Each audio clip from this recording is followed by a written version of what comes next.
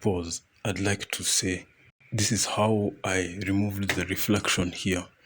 I simply right clicked, I rasterized the layer over here, and then after that I circled the hard lines on the reflection of the door.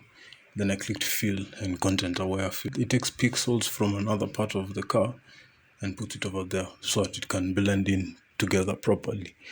And then after that, I took a blue color, this dark blue color, changed the blending mode to soft light, and then lightly brushed over there. And as you see here, the result, you can't see the reflection anymore.